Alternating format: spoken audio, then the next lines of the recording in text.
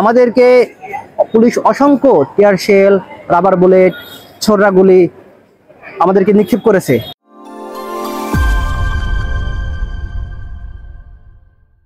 আমি যেহেতু একজন জাতীয়তাবাদী ছাত্র দলের একটা নগণ্য কর্মী, আমার চাকরি হবে না, সরকারি চাকরি ছাত্রদল করলে বা বিএনপি পরিবারের সাথে সম্পর্কিত থাকলে চাকরি হবে না, এই বিষয়টা তো অবধারিত। তারপরেও আমরা জুলাইয়ের 1 তারিখ থেকে শুরু হওয়া যে বৈষম্য বিরোধী আন্দোলন, যেটা কোটা আন্দোলন থেকে শুরু করছে, তো সেটাকে নিয়ে আমরা সাধারণ শিক্ষার্থীদের পাশে ছিলাম। তো 1 থেকে 12 তারিখ পর্যন্ত আমরা অনলাইনে কার্যক্রম করেছি। তখন ক্যাম্পাস কেন্দ্রিক প্রোগ্রামগুলো ছিল, আমরা ক্যাম্পাসে আসতে পারি না বিধায় আমরা আমাদের জুনিয়র যারা ছিল তাদেরকে সমন্বয় করে প্রত্যেকটা বিক্ষোভ মিছিল, ক্যাম্পাসের মানববন্ধন সহ পোস্টার বিলি যা যা ছিল, লিফলেট বিতরণ থেকে শুরু করে সব কাজে আমরা তাদেরকে ইনভলভমেন্টের জন্য বলেছিলাম। পরে পরে 12 তারিখের থেকে আমারই এখানে ওপেনভাবে আর কি আসা। তো বিশেষ করে স্মৃতিচারণ করতে চাই এটা যে 14 তারিখ রাতে যখন শেখ হাসিনা তার সংবাদ সম্মেলনে বলল যে রাজাকার কোটা পাবে না, রাজাকারের ছেলে কোটা পাবে না, সাধারণ শিক্ষার্থী পাবে, ঠিক আছে, না মুক্তিযোদ্ধা সন্তানরা কোটা পাবে। তো ওই দিন রাতে তখন আমি বাসায় অবস্থান করতেছি।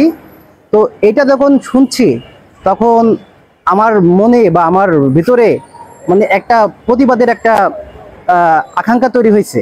তো আমার ম্যাচ থেকে যে 12 থেকে 13 জন আমার জুনিয়র ছিল, তাদেরকে মোটিভেট করে ওই রাতেই রাত 12টার দিকে যখন ডাক আসলো যে জগন্নাথে 1টার দিকে বা 12:30টার দিকে হতে পারে একটা বিক্ষোভ মিছিল হবে, তো ওই মিছিলে আমি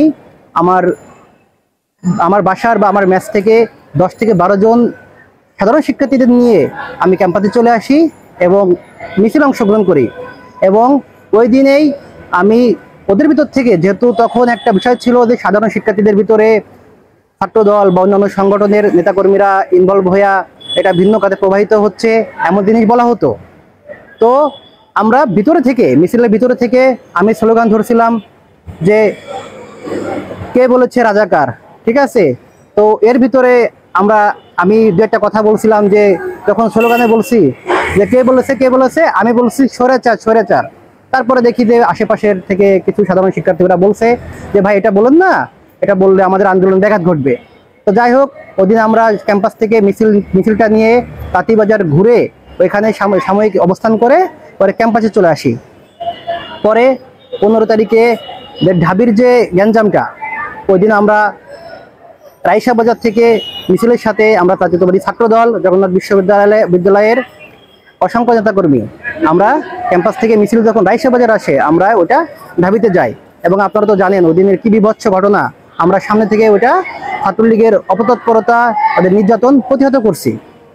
তো এরপরে 16 তারিখে যখন বলল আপনার ওবায়দুল কাদের, আওয়ামী লীগের সেক্রেটারি, যে ছাত্রলীগে যথেষ্ট এই আন্দোলন দমানোর জন্য, তখন আমরা ওই দিন অসংখ্য বাঁশের লাঠি নিয়ে ক্যাম্পাসের সাধারণ শিক্ষার্থীদের সাথে আমরা ঐক্যবদ্ধ হয়ে পুরান ঢাকার বিভিন্ন স্পটে আমরা ঘুরে বেরিয়েছি যে কিভাবে এদেরকে প্রতিহত করা যায়। তো ওই দিন বাঁশের লাঠি নিয়ে আমরা মুভমেন্ট করছি এবং ক্যাম্পাসের সামনে অসংখ্য টাইম ছিলাম। তো তখন সূত্রাপুর থেকে গাজী আবু সাইদ, তারপরে আরিফ হোসেন ছোটন এদের নেতৃত্বে আমাদেরকে হামলা করলো, আমরা পাল্টা আক্রমণ করলাম, ঠিক আছে, এভাবে আমরা প্রতিহত করছি। এরপরে সব থেকে বড় বিষয়, এরপরে আমরা খণ্ডভাবে আন্দোলনকে এগিয়ে নিয়েছি আমরা জাতীয়তাবাদী ছাত্রদল। তো বিশেষ করে 19 তারিখ, জুলাইয়ের 19 তারিখ লক্ষ্মীবাজার ব্যাটেলফিল্ড নামে, যেমন আপনারা দেখছেন যাত্রাবাড়িতে একটা বড় ব্যাটেলফিল্ড ছিল, উত্তরা, মোহাম্মদপুর, মিরপুর, রামপুরা। তো আমাদের ক্ষেত্রে আমরা পুরান ঢাকায় যারা আছি আমাদের ছিল লক্ষ্মীবাজার ব্যাটেলফিল্ড ক্যাম্পাসের সামনে। তো 19 তারিখ সকাল থেকেই প্রোগ্রামের জন্য ডাক আসতেছে।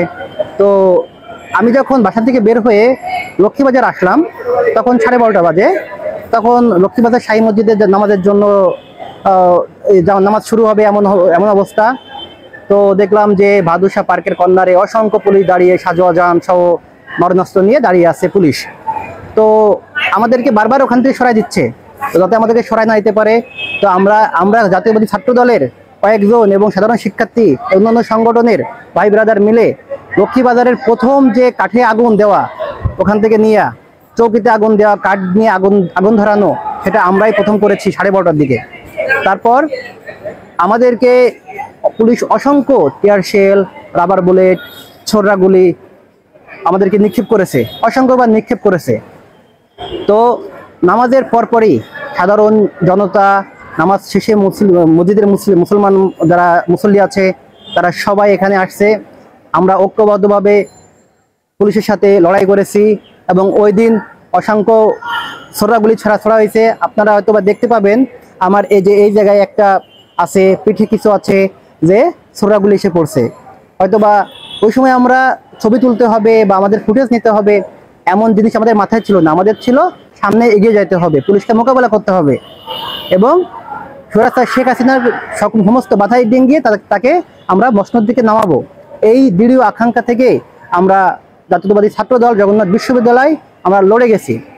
এরপর যেহেতু আন্দোলন 18 তারিখ থেকে ইন্টারনেট শাটডাউন, তারপরে বাংলা ব্লকেট হলো, ঘোষণা করা হলো, তো তখন কি করা যায়? তখন লক্ষ্মীবাজারের পাশেই রসের গলিতে আমার ম্যাচ ছিল। ওইখানে আমাদের জাতীয়তাবাদী ছাত্র দল জগন্নাথ বিশ্ববিদ্যালয়ের সেক্রেটারি সুজন মোল্লা ভাই আমার রুমে অবস্থান করত প্রথম 3-4 দিন, মানে 16 তারিখ থেকে 3-4 দিন ওখানে অবস্থান করতো এবং ওখানে বসেই আমি সুজন ভাই এবং ফোনের মাধ্যমে বাংলাদেশ ছাত্র দল জগন্নাথ বিশ্ববিদ্যালয়ের সভাপতি আসলাম ভাইয়ের মাধ্যমে আমরা এখান থেকেই প্ল্যান করতাম যে আমাদের জুনিয়র যারা আছে, নেতাকর্মী যারা আছে, তাদেরকে আমরা কোথায় অবস্থান নিব, কোন জায়গায় নিব। তো তারা রুমে বসে পড়ে, তারা বলতে সুজন ভাই রুমে বসে পড়ে আমাকে বলতো যে অপু তুমি যাও, তুমি যাই যে বাইরে যায় দেখো যে কোথায় পুলিশের অবস্থান আছে, কোথায় সাজোয়া জানাচ্ছে, কোথায় এপিবিএন আছে, এটা দেখতে। তো আমি কি করতাম, আমার একটা সাইকেল ছিল, সাইকেলটা আমি টিউশনির কাজে ব্যবহার করতাম। তো এই সাইকেলটা নিয়ে আমি ফোন বাসায় রেখে আমি প্রথমে মুরগিটোলা, তারপরে দয়াগঞ্জ, ধোলাইখাল, তাঁতিবাজার, ক্যাম্পাস এরিয়া, এমনকি বংশাল এরিয়া পর্যন্ত দেখতাম অসংখ্য পুলিশ আছে, কিন্তু কোন জায়গাটায় যদি পুলিশ নাই বা আমাদের জন্য আন্দোলনের জন্য একটা আমরা কিছু প্রস্তুতি নিয়ে তাদের মোকাবেলা করতে পারবো সেরকম স্পট আমি দেখে যে বলতাম এবং বুকে ভয় করে নিয়ে বের হইতাম। বের হয়ে আমরা সুজন ভাইরে বলতাম, আসলাম ভাইরে বলতাম এবং অন্যান্য ছাত্র সংগঠনের সাথে ঐক্যবদ্ধভাবে আমরা সাধারণ শিক্ষার্থীদের সাথে আমরা আন্দোলনকে ফেস করছি। তারপরে ওর পরে তো ইন্টারনেট অফ, ওয়াইফাই অফ, বাসার ওয়াইফাই অফ। তো প্রত্যেকদিন যে আন্দোলন আমরা এখান থেকে যে আপনার সম্ভবত 23-24 বা এই সময় থেকে পুরান ঢাকায় আর ওইভাবে মুভমেন্ট শুরু হয়নি। তো তখন আমরা কি করি, আমরা জাতীয়তাবাদী ছাত্র দল জগন্নাথ বিশ্ববিদ্যালয়ের নেতাকর্মী আমরা পল্টনে যাই প্রোগ্রাম করতে। ওইখানে আমাদের সুজন ভাই গুলি খাইছিল চোখে, তারপরে আমরা যাত্রাবাড়ি শনিরাকায় গেছি, আমরা ওইখানে যে প্রোগ্রাম করতে করে আসতাম, ওইখানে যে প্রোগ্রাম করতাম এবং আমরা অনেক রিস্ক নিয়ে প্রোগ্রাম শেষ করেছি। এবং আগস্টের 1, 2, 3, 4 তারিখে আমরা বিভিন্ন জায়গায় অবস্থান নিয়ে পুলিশের সাথে লড়াই করেছি এবং আমার সামনে দেখছি অসংখ্য নেতাকর্মী, অসংখ্য সাধারণ মানুষ, রিক্সাওয়ালা, ভ্যানওয়ালা সবাই গুলিবিদ্ধ হয়েছে। হয়তোবা আল্লাহর মায়ের দোয়া এবং আল্লাহর লেখা ছিল আমি অক্ষত আছি, হয়তোবা আমার ফিজিক্যালি কিছু আহত হয়েছি আমি, ঠিক আছে। তারপরে 5 তারিখ সকালবেলা থেকে আমি প্রত্যেকটা জুনিয়র যারা আছে সবাইকে কিভাবে ঢাকা মেডিকেল কর্নারে যেতে হবে, কারণ প্রোগ্রাম ডাকা হয়েছিল road march to Ganabhaban, Shahbag, Shaheed Minar. তা শহীদ মিনার কর্নার দিয়ে আমরা কিভাবে যাব, আমি প্রত্যেকটা আমার অন্তত 10 থেকে 15 জন আমার ছাত্র দলের ভাইদের যারা সাধারণ শিক্ষার্থী এবং জুনিয়র, তাদেরকে আমি এক এক করে পাঠিয়েছি, আমি এক এক করে। এরপর সেই ঐতিহাসিক মহেন্দ্রকোণ 2024 সালের 5ই আগস্ট সকালবেলা, আমরা ভোরবেলায় সারা রাত ঘুম হয় না, আমরা দেখতেছি অবস্থা এমন।